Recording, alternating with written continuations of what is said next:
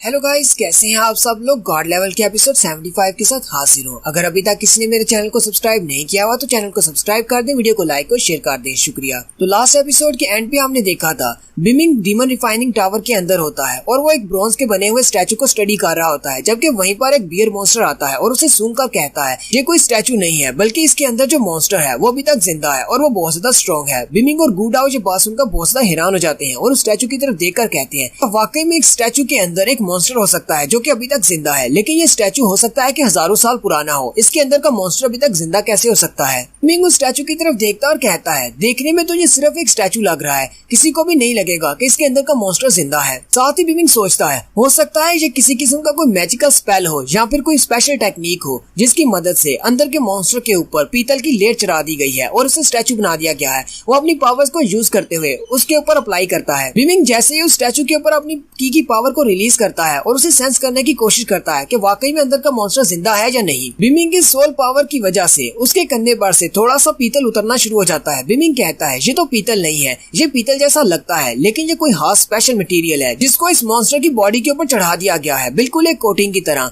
इसके अंदर का मॉन्स्टर वाकई में जिंदा हो सकता है, लेकिन ये किस किस्म का स्पेशल मटेरियल है, ऐसा मटेरियल तो मैंने स्टार अलायंस में भी नहीं देखा। तो मुझे इस सारे स्टैचू के ऊपर से इस कोटिंग को हटाना है तो मुझे और ज्यादा कल्टीवेशन की जरूरत होगी। मिंग अपने हाथ पर फायर ऑफ पुरगाटरी को रिलीज करता और कहता है मुझे देखना है कि इस कोटिंग के नीचे कौन सा मॉन्स्टर है और वो कितना ज्यादा स्ट्रॉन्ग है। गूडा बॉस के हाथ में फायर ऑफ पुरगाटरी को देखकर कहता है बॉस तुम इसके साथ क्या करने वाले हो, तुमने फायर ऑफ पुरगाटरी को क्यों निकाल दिया। बिमिंग फायर ऑफ पुरगाटरी को रिलीज करता है और अपनी बॉडी को रिफाइन करना शुरू कर देता है, यानी कि बिमिंग यहाँ पर खड़े खड़े अपने आप को लेवल अप करने की कोशिश कर रहा है ताकि वो अपनी पावर को रिलीज करते हुए अपनी सोल पावर की मदद से इस स्टैचू के ऊपर से कोटिंग को हटाकर अंदर के मॉन्स्टर को देख सके कि वो मॉन्स्टर कौन है। थोड़ी देर के लिए रिफाइनिंग करने के बाद उसकी फायर ऑफ पुरगाटरी गायब हो जाती है। गूडाओ कहता है लगता है कि बिमिंग ने अपनी रिफाइनिंग को कंप्लीट कर लिया है, अब बिमिंग लेवल अप हो चुका है। स्पाइडर क्वीन उसे कहती है हाँ तुम्हारे बॉस ने लेवल अप कर लिया है। मैं ये क्लियरली देख सकती हूँ कि बॉस की सोल पावर पहले से बहुत ज्यादा बढ़ चुकी है, बॉस अब काफी ज्यादा स्ट्रॉन्ग हो चुके हैं। ना सिर्फ बॉस बल्कि फायर ऑफ पुरगाटरी की वजह से मेरी स्ट्रेंथ भी काफी ज्यादा बढ़ गई है, हालांकि मैं यहाँ से काफी दूर खड़ी हूँ। गूडाओ कहता है तो इसका मतलब फायर ऑफ पुरगाटरी वाकई में बहुत ज्यादा काम की चीज है, इसीलिए तो वो बूढ़ा हंटर और साथ में मास्टर फैंग इसको हासिल करना चाहते थे। बिमिंग लेवल अप होने के बाद फिर से आगे बढ़ता है और उस ब्रॉन्ज के स्टैचू के ऊपर अपना हाथ रखता है और साथ ही अपनी सोल पावर को उसकी बॉडी के अंदर इंजेक्ट करता है। जैसे ही बिमिंग की सोल पावर उसकी बॉडी के अंदर जाती है बिमिंग बहुत ज्यादा चौंक जाता है और कहता है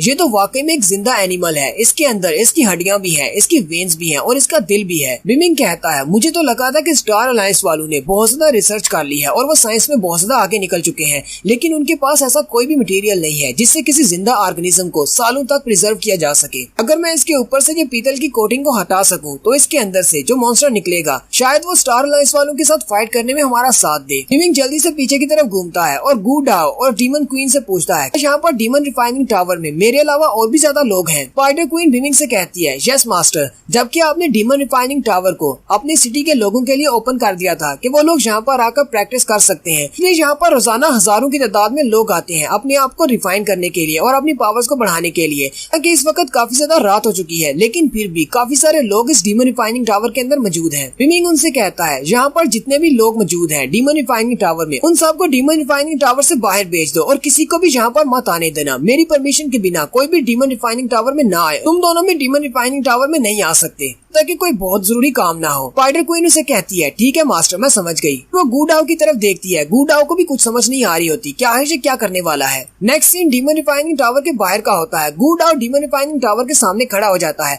और जितने भी हंटर्स होते हैं उन सबको बाहर निकाल देते हैं। इस बात से वो सारे बहुत ज्यादा गुस्से में होते हैं और कहते हैं तुम लोगों ने हमें यहाँ से बाहर क्यों निकाल दिया है, हम लोग इस डीमन रिफाइनिंग टावर में जाकर प्रैक्टिस कर सकते हैं, तुम्हारे मास्टर ने ऐसा कहा था। वैसे भी हम लोगों ने टावर में इंटर होने के लिए तुम लोगों को पहले ही पैसे दे दिए हुए हैं, अब हमने इसकी टिकट खरीदी हुई है, हम तो इसके अंदर जाएंगे। जबकि गूडाओ उनको ये नहीं बताता कि बिमिंग ने इस टावर के अंदर आने से मना किया है। सारे का सारा ब्लेम अपने ऊपर डाल लेता है और उनको डीमन रिफाइनिंग टावर में जाने से मना कर रहा होता है, लेकिन वो सारे के सारे हंटर उसकी बात सुनने को तैयार नहीं होते। फीनिक्स सिटी के लोग उसे कहते हैं अगर तुम लोगों ने यहाँ पर हमें जाने से रोका और हमें कोई इसकी प्रॉपर एक्सप्लेनेशन नहीं दी तो हम लोग यहाँ से वापस चले जाएंगे और तुम्हारे स्टार सिटी का साथ नहीं देंगे। फैंग सिटी के लोग उसे कहते हैं ये डीमन रिफाइनिंग टावर शुरू से हमारा है, ये हमारे मास्टर फैंग वू का था, तुमने उससे लिया है, अगर तुम लोग हमें इसके अंदर जाने से रोकोगे तो हम ये टावर तुमसे वापस ले लेंगे। जाओ किंग भी वहीं पर आ जाती है और कहती है तुम तुम सब लोग यहाँ पर डीमन रिफाइनिंग टावर के लिए फाइट क्यों कर रहे हो और कौन है जो इस डीमन रिफाइनिंग टावर को वापस लेना चाहता है। गू डाओ रोता हुआ जाओ किंग के पास आ जाता है और कहता है, भाभी जान प्लीज मेरी हेल्प करें, ये सारे लोग मेरी बात नहीं मान रहे। मास्टर ज़ैंग, जनरल वी और वो बूढ़ा फॉक्स, वो तीनों भी वहीं पर आ जाते हैं। जाओ किंग उन सारे हंटर से कहती है, अभी तुम में से कौन बोला, किसने कहा कि वो इस टावर को वापस लेना चाहता है। Next scene demon refining tower के अंदर का दिखाया जाता है। बिमिंग वहाँ पर जितने भी स्टैचूज होते हैं उन सभी को डीमन रिफाइनिंग टावर के अंदर ले आता है और उन सारे के ऊपर अपनी सोल एनर्जी को रिलीज करते हुए कहता है, ये सारे स्टैचूज एक जैसे हैं, यानी कि इनके अंदर जिंदा मॉन्स्टर्स हैं, लेकिन इनके ब्लड सर्कुलेशन रुकी हुई है। अगर इनके अंदर ब्लड सर्कुलेशन नहीं, इसी वजह से तो ये हमें स्टैचू लग रहे हैं। पिंक कहता है, अगर मैं इनके अंदर ब्लड डाल देता हूँ, यानी कि इनकी सर्कुलेशन को बहाल कर देता हूँ, तो फिर क्या होगा, क्या ये मॉन्स्टर वाकई में जिंदा हो जाएंगे। और साथ ही बिमिंग फायर ऑफ पुरगाटरी को यूज करते हुए उन सब को रिफाइन करना शुरू कर देता है और कहता है, चलो फिर देखते हैं इन सारे स्टैचूज को जिंदा करके। साथ ही डीमन रिफाइनिंग टावर के बाहर का सीन दिखाते हैं। मास्टर ज़ैंग आते ही अपने शहर के लोगों से पूछते हैं, यहाँ पर क्या हो रहा है, तुम सब लोगों ने शोर क्यों मचा रखा है। वो हंटर मास्टर ज़ैंग से कहता है, मास्टर ज़ैंग, हम सब लोग इस डीमन रिफाइनिंग टावर के अंदर जाकर प्रैक्टिस कर रहे थे, लेकिन मास्टर गू अचानक से आए और हम सब लोगों को इस डीमन रिफाइनिंग टावर से बाहर निकाल दिया। और जब हम लोगों ने उससे बात करने की कोशिश की तो ये हमें इसकी प्रॉपर एक्सप्लेनेशन भी नहीं दे रहे कि हमें यहाँ से क्यों निकाला गया है। हमने डीमन रिफाइनिंग टावर में ऐसा कुछ भी नहीं किया, फिर हमारे साथ ऐसा क्यों किया जा रहा है, हमें प्रैक्टिस करने क्यों नहीं दी जा रही। मास्टर ज़ैंग उनसे कहते हैं, अगर मुझे याद है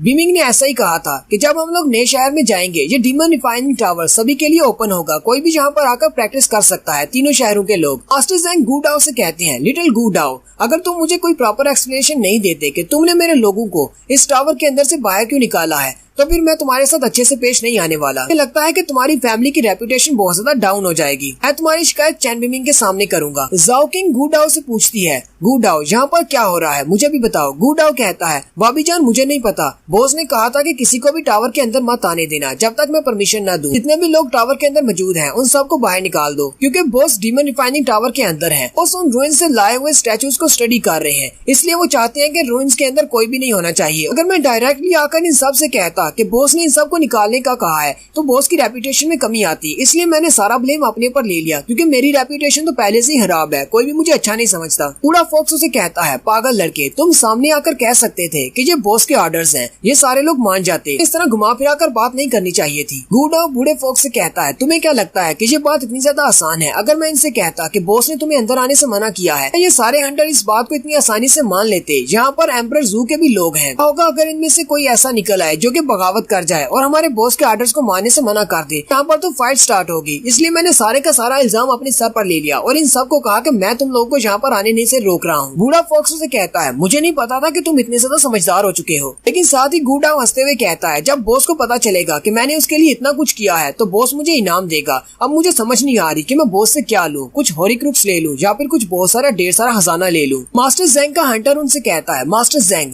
मुझे लगता है कि हमें इनके साथ बहस नहीं करनी चाहिए। वैसे भी ये डीमन रिफाइनिंग टावर हमारे टियानफेंग सिटी यानी फीनिक्स सिटी का हिस्सा है। चैन बिमिंग ने मास्टर फेंग वू से इसको छीना था, ये वैसे भी हमारी प्रॉपर्टी है। अगर हम लोग इस टावर को सीज कर लेते हैं और इस टावर का कंट्रोल अपने हाथ में ले लेते हैं तो ये हमारे लिए बेहतर रहेगा। हम इस टावर को खुद ही कंट्रोल करेंगे, फिर हमें इन सारे लोगों के साथ बहस करने की जरूरत भी नहीं पड़ेगी। जाओ किंग आगे बढ़ती है और मास्टर ज़ैंग से कहती है, मास्टर ज़ैंग, क्या आपका यही इरादा है? क्या आप इस डीमन रिफाइनिंग टावर को वापस लेना चाहते हैं? मास्टर ज़ैंग उसे कहते हैं, नहीं, हमारा ऐसा कोई भी इरादा नहीं है, ये चैन बिमिंग का है। और साथ ही मास्टर ज़ैंग सोच रहे होते हैं, ये चैन बिमिंग की वाइफ है, अगर इसको ऑफेंड किया तो इसका मतलब हमने चैन बिमिंग का फैसला मानने से मना किया है, तो ये जो भी कहेगी हमें इसकी बात को मानना पड़ेगा। मैं इसके साथ बहस नहीं कर सकता। यहीं पर एक और हंटर आगे बढ़ता है और मास्टर ज़ैंग से कहता है, मास्टर ज़ैंग, आपको नहीं लगता कि ये स्टार सिटी वाले लोग बहुत ज्यादा बुरे हैं? इनके साथ एक साथ नहीं रह सकते, हम इनको बर्दाश्त नहीं कर सकते। अगर ये demon refining tower Phoenix city वालों को वापस नहीं मिलना तो हम लोग चाहते हैं कि ये demon refining tower demon city वालों को मिल जाए। मास्टर ज़ैंग उनकी बातें सुनकर बहुत ज्यादा गुस्सा हो रहे होते हैं, क्योंकि मास्टर ज़ैंग उन सबको चुप नहीं करवा रहे होते, वो सारे अपने आप ही फैसला की जा रहे होते हैं। जाओ किंग कहती है, मास्टर ज़ैंग, अब जबकि आपके सारे लोगों ने ये फैसला कर ही लिया है कि वो हमारे स्टार सिटी वालों के साथ नहीं रह सकते, तो फिर ठीक है, सिटी लॉर्ड की बीवी होने के नाते मैं ये फैसला सुनाती हूँ। दोनों मास्टर्स के अलावा यहाँ पर जितने भी हंटर्स मौजूद हैं, जिन्हें इस डीमन रिफाइनिंग टावर से बाहर निकाला गया है और जिन्हें इस बात से मसला है, सब के लिए मेरे ऑर्डर्स ये हैं कि वो सब लोग इस सिटी को छोड़कर चले जाएं।